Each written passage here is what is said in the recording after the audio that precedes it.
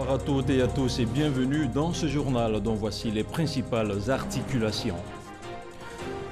Le président de la République, Alassane Ouattara, a reçu ce jeudi les lettres de créance de 5 nouveaux ambassadeurs accrédités en Côte d'Ivoire en qualité d'ambassadeurs extraordinaires et plénipotentiaires. Les 5 diplomates ont exalté les relations d'amitié et de coopération qui existent entre leurs pays respectifs et la Côte d'Ivoire. Lors de son séjour à Paris, le vice-président ivoirien Daniel Kablan-Duncan a accordé une audience à une délégation de la Fondation Jacobs. L'institution suisse œuvre en faveur du développement des enfants et des jeunes dans le monde entier. Et puis, le gouvernement ivoirien va procéder au lancement éclaté du projet de réhabilitation de 21 000 pompes à motricité humaine sur toute l'étendue du territoire national. Ce vaste projet s'inscrit dans le cadre du programme social du gouvernement PSGouv 2019-2020. Merci de regarder RTI 1. Je vous le disais en titre de ce journal, le président de la République, Alassane Ouattara, a reçu ce jeudi les lettres de créance de 5 ambassadeurs accrédités en Côte d'Ivoire. Il s'agit des ambassadeurs du Royaume d'Arabie Saoudite, de la République de Corée, de la République populaire de Chine, de la République socialiste du Vietnam et de la République portugaise. Les 5 diplomates ont exalté les relations d'amitié et de coopération qui existent entre leurs pays respectifs et la Côte d'Ivoire. Ils ont également pris l'engagement d'œuvrer à la diversification et leur renforcement à Ouattouré. Le nouvel ambassadeur désigné du Royaume d'Arabie Saoudite, Abdullah Ben Ahmad Al-Soubeyi, s'est félicité de l'excellence des relations entre la Côte d'Ivoire et son pays avant de relever des perspectives de coopération dans divers domaines. Les sentiments qui m'animent ce matin sont les meilleurs. Parce que je me suis senti chez moi ici en Côte d'Ivoire et son Excellence, Monsieur le Président de la République, vient de me réitérer effectivement que je dois me sentir ici en Côte d'Ivoire en famille. Heureux de présenter ces lettres de créance au Président de la République Alassane Ouattara, l'ambassadeur de la République de Corée, Lee Sang-ryul, a dit son admiration pour la Côte d'Ivoire qui a enregistré des progrès remarquables au plan économique et social. La Corée souhaiterait contribuer au développement économique de la Côte d'Ivoire. Les travaux de construction de centres sportifs culturels et de TIC ivoiro-coréens Alassane Ouattara sont en cours. Le gouvernement coréen s'engage aussi dans le projet de construction de centres nationaux d'oncologie et radiothérapie avec 110 millions de dollars de concours. L'ambassadeur de la République populaire de Chine, Wang Li, entend pour sa part travailler au renforcement et au développement des relations d'amitié et de coopération entre la Côte d'Ivoire et la Chine.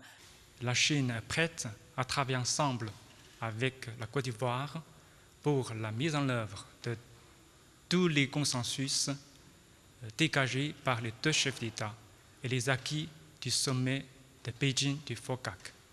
Nous allons intensifier les échanges politiques et approfondir la confiance mutuelle, renforcer la coopération sur le plan économique, commercial, éducatif, de santé culturelle. La Côte d'Ivoire et la République socialiste du Vietnam entretiennent des relations diplomatiques depuis 1975.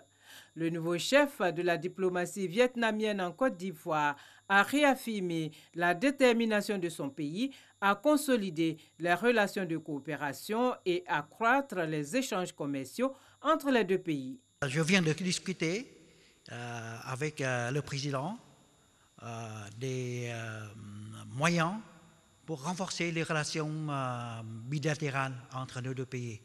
C'est-à-dire que, par exemple, nous avons convenu à augmenter l'échange des hautes délégations et de mesures concrètes pour accroître les échanges commerciaux. Le Portugal, selon son ambassadeur accrédité en Côte d'Ivoire, a une histoire riche de partage avec l'Afrique. Nos relations bilatérales se trouvent en ce moment dans une étape notable et très positive de plein développement et expansion, marqué par un contexte dans lequel le Portugal et les entreprises portugaises désirent trouver leur place en tant que partenaire du choix de la Côte d'Ivoire. Au terme de cette cérémonie de présentation des lettres de créance au président de la République Alassane Ouattara, les 5 nouveaux ambassadeurs accrédités en Côte d'Ivoire se sont prêtés au cérémonial protocolaire avec les honneurs militaires rendus par la garde républicaine. Toujours au chapitre des activités du chef de l'État, Alassane Ouattara s'est entretenu hier mercredi avec le président du groupe de la compagnie fruitière en toile de fond de leurs échanges avec le chef de l'État, le développement des capacités de production fruitière de la Côte d'Ivoire. Les explications de Jérôme Kofi Abolan. Robert Fabre, il est le président du groupe La Compagnie Fruitière. Au palais présidentiel ce mercredi, il a eu un entretien avec le président de la République, Alassane Ouattara. Robert Fabre a indiqué au terme de cette entrevue avoir échangé avec le chef de l'État ivoirien sur le développement des capacités de production fruitière de la Côte d'Ivoire, en citant notamment l'exemple de la banane dessert. Les sujets que nous avons abordés sont essentiellement orientés sur les sujets de l'agriculture en Côte d'Ivoire, de développement des capacités de production fruitière notamment, et notamment dans la banane. Et donc nous avons indiqué au chef de l'État que nous souhaitions poursuivre cet effort de façon à ce qu'on puisse, par l'accroissement des activités, procéder de mieux en mieux, n'est-ce pas, avec une sorte de désenclavement relatif, n'est-ce pas, entre le nord et le sud, qu'on puisse livrer tout ce qui vient pour le nord depuis le sud et qu'on puisse exporter tout ce qui vient depuis le nord vers le sud. Robert Fabre, se félicitant par ailleurs de l'accroissement des exportations de la mangue, a exprimé la volonté de son groupe d'œuvrer au développement de ce secteur. Il s'agit pour l'hôte du chef de l'État de contribuer à l'amélioration des conditions de vie des producteurs. Autre titre de ce journal relatif aux activités du vice-président de la République en marge de la réunion de haut niveau du Centre de développement de l'OCDE. Daniel Cablan-Duncan a accordé une audience à une délégation de la Fondation Jacobs. La structure suisse œuvre en faveur du développement des enfants et des jeunes dans le monde entier. Les temps forts de la rencontre avec Viviane Haïma. La Fondation Jacobs, fondation philanthropique d'origine suisse, a un important projet pour l'amélioration de l'éducation scolaire des enfants et des jeunes dans les zones de production cacaoyère. En 2016, cette fondation a signé un protocole d'accord avec le gouvernement ivoirien pour la réalisation de ce programme d'action baptisé TREC et financé pour un montant de 30 milliards de francs par la fondation elle-même. Présent au forum de l'OCDE, la Fondation Jacobs, représentée par son responsable des programmes internationaux, a échangé avec le vice-président Daniel Cablan-Duncan sur la réalisation du projet. Nous avons des grandes expectatives sur les travaux qu'on peut faire ensemble avec le privé, avec le gouvernement. Et on un dialogue très, très fluide avec le gouvernement pour nous actualiser sur les priorités du gouvernement et aussi pour savoir comment est-ce qu'on peut engager le secteur privé pour nous appuyer ensemble dans les objectifs d'améliorer la qualité de l'éducation, mais aussi de construire la base pour accélérer le processus vers l'émergence. La Fondation Jacobs a été créée en 1989 par Klaus Jacobs et sa famille pour les générations futures en offrant aux jeunes de meilleures opportunités de développement. Tout autre chose à présent, une importante délégation de la génération Tchagba était ce mercredi à la primature au plateau. Elle a fait don de plusieurs vivres au chef du gouvernement Amadou Gon Coulibaly, un don en cette période de jeunes musulmans. Elle a aussi encouragé le Premier ministre dans ses objectifs de réconciliation nationale et d'amélioration des conditions de vie des populations. Le don a été réceptionné par le directeur de cabinet du Premier ministre qui a dit toute la reconnaissance du chef de gouvernement. Ramadan toujours, la soirée du mercredi 22 mai a été également marquée par une rupture collective de jeunes organisée par l'ambassade du Royaume de l'Arabie Saoudite en Côte d'Ivoire. Le ministre de la Défense Ahmed Bakayoko était l'invité spécial de cette rupture de jeunes. La cérémonie a été marquée par des prières pour la paix en Côte d'Ivoire. Parlons à présent de cette audience du président de l'Assemblée nationale de Côte d'Ivoire. Amadou Soumaoro a reçu la visite des ambassadeurs du Qatar et de la Turquie. Les échanges ont porté sur le renforcement des relations entre la Côte d'Ivoire et ces deux pays. Le compte-rendu de Moussa Konaté.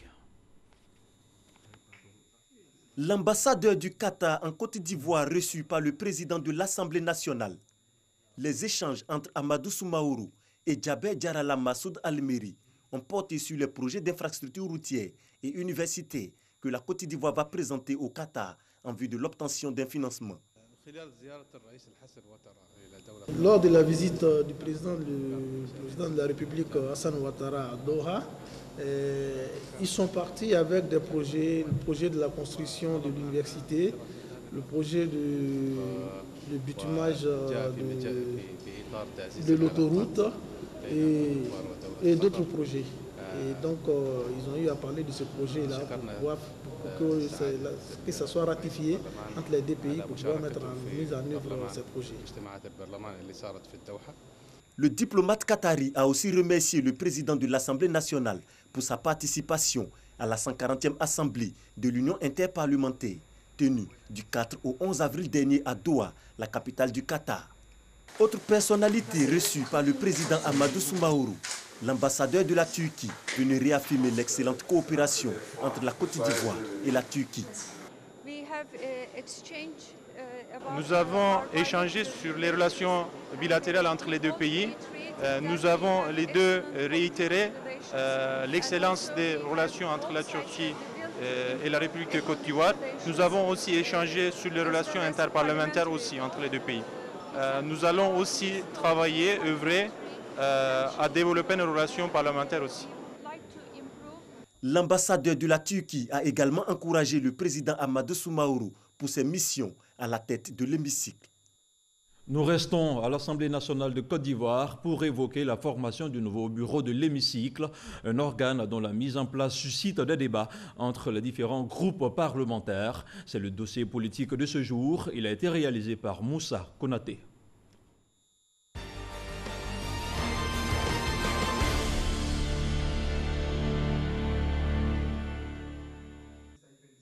Lundi 6 mai, les députés sont convoqués à l'Assemblée nationale pour une plénière.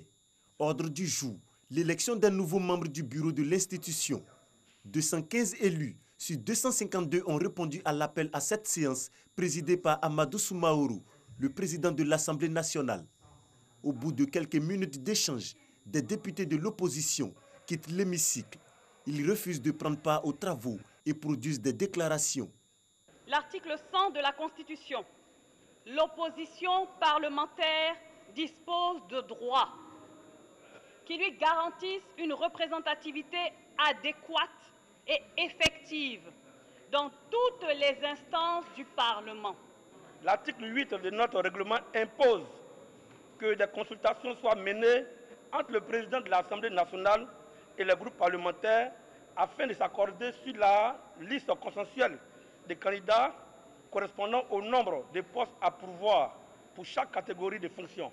Et alors qu'aucun consensus n'a encore été trouvé et que les groupes parlementaires ne lui ont proposé aucun de leurs membres, une séance plénière aux fins d'élection du bureau de l'Assemblée nationale a été convoquée ce jour.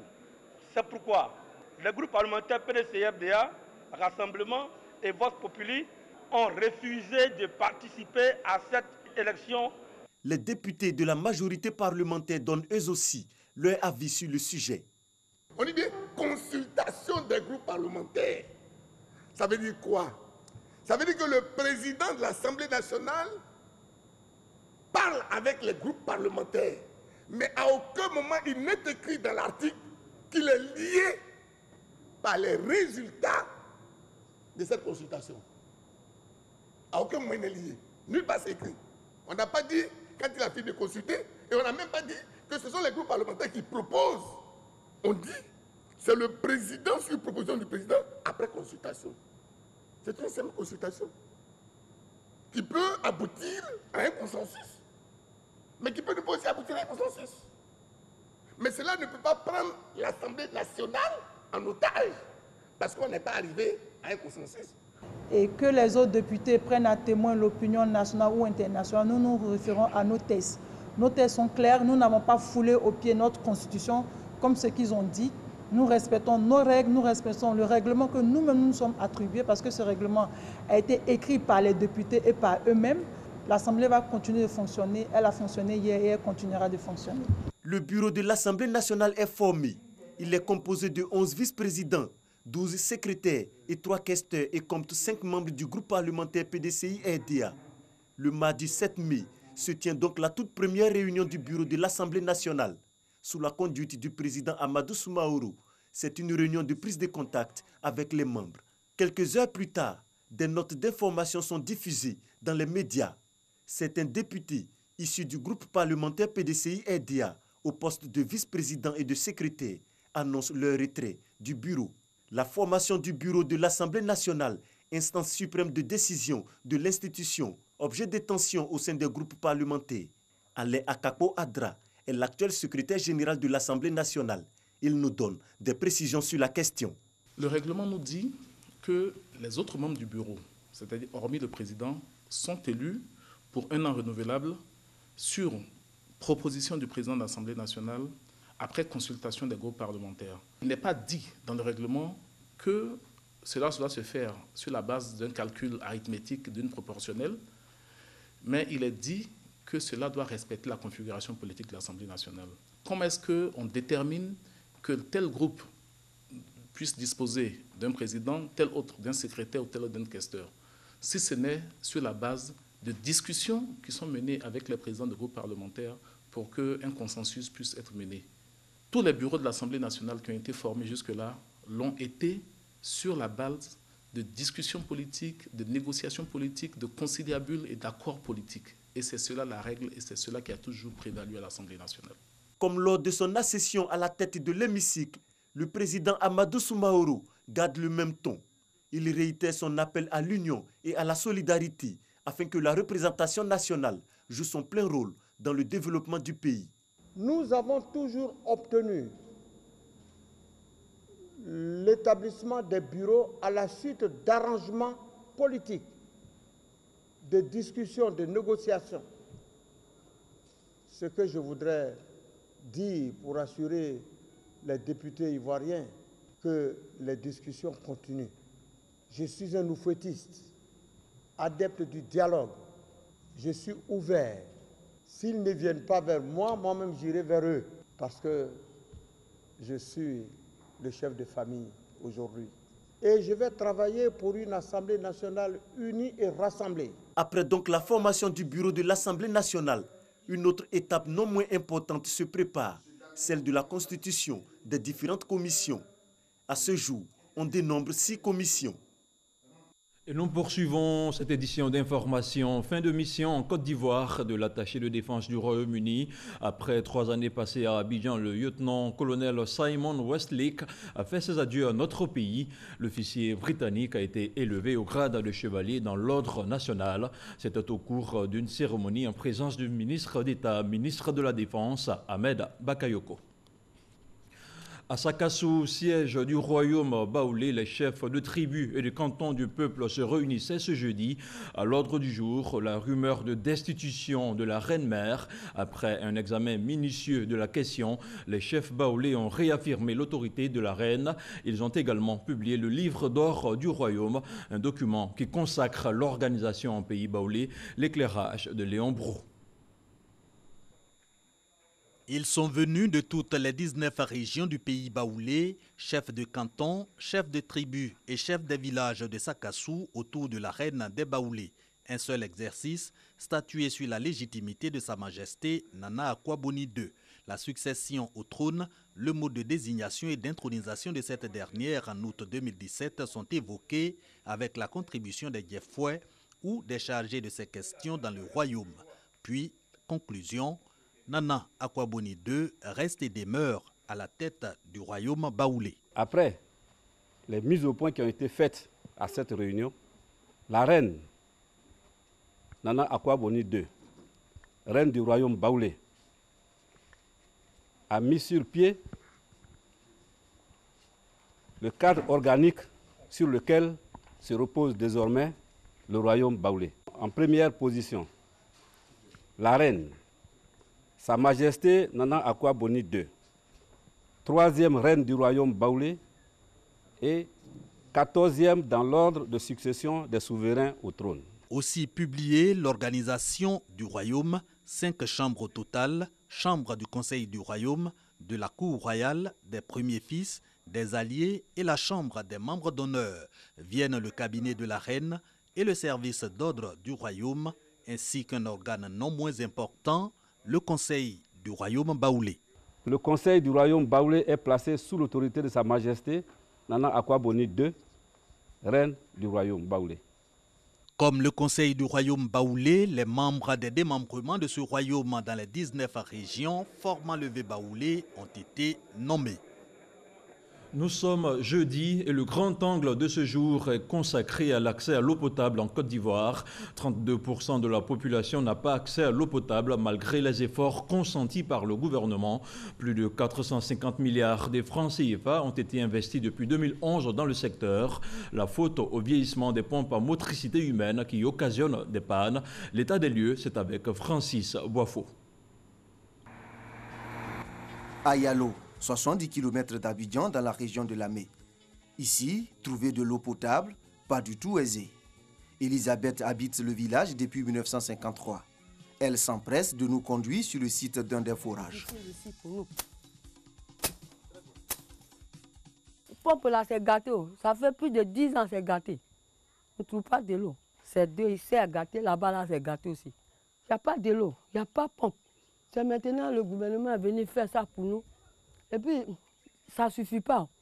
Les femmes, les jeunes là, s'ils viennent, toujours ces palabres, ils font.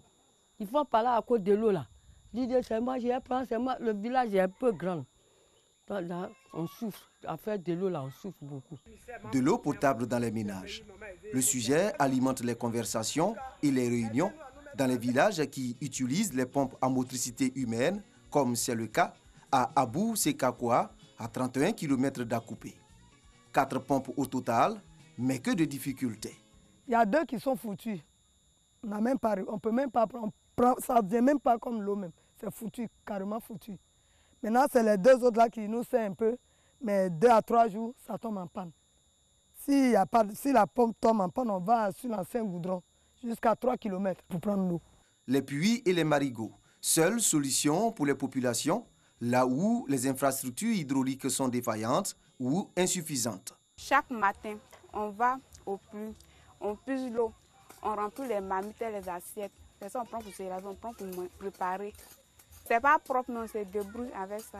On veut qu'ils n'ont qu'à nous donner l'eau propre. Des études du ministère de l'Hydraulique révèlent que les pompes à motricité humaine installées sur toute l'étendue du territoire national ont un âge moyen de 30 ans, donc vieillissantes. Le taux de panne est estimé à 40%, soit 8 500 pompes à réhabiliter.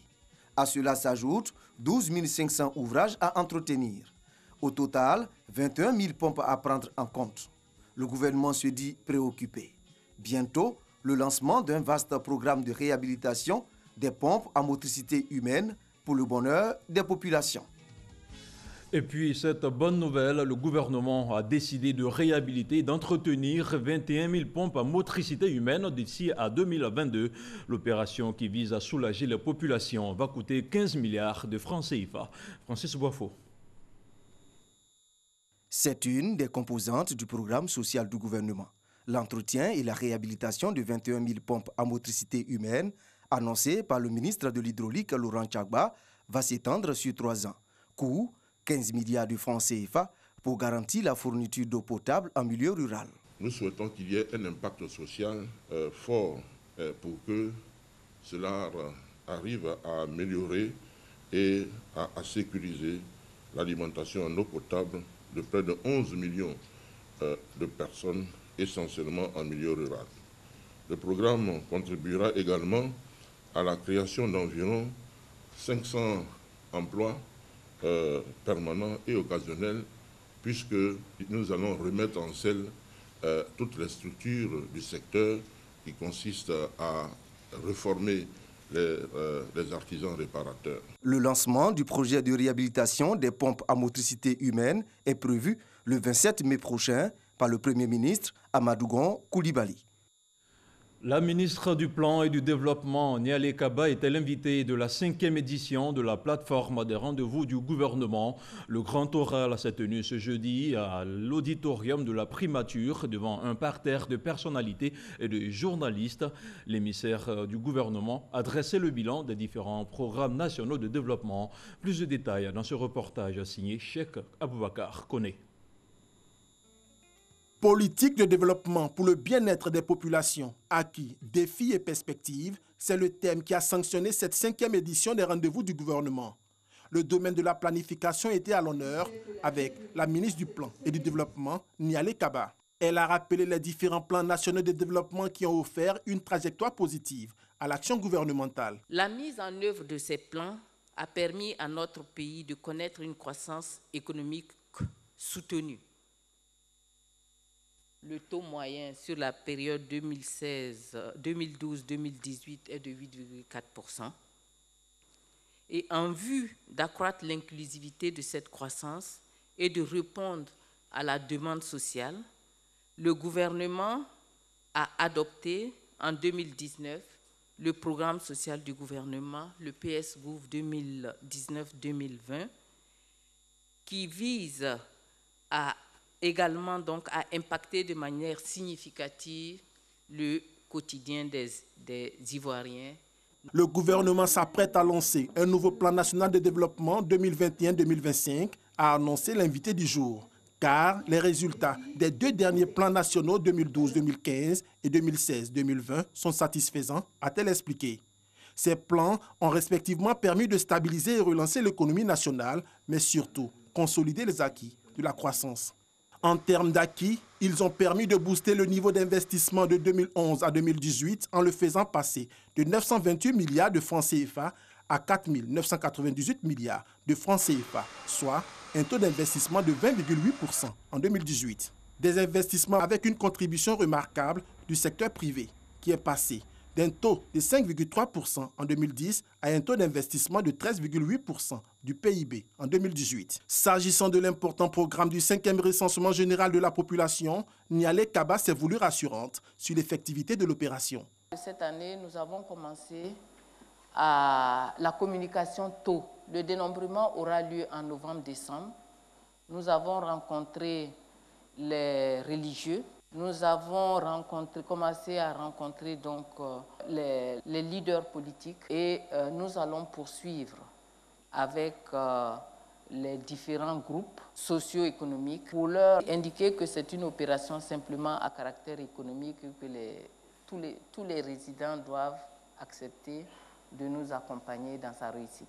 Les rendez-vous du gouvernement est une tribune du Centre d'information et de communication gouvernementale.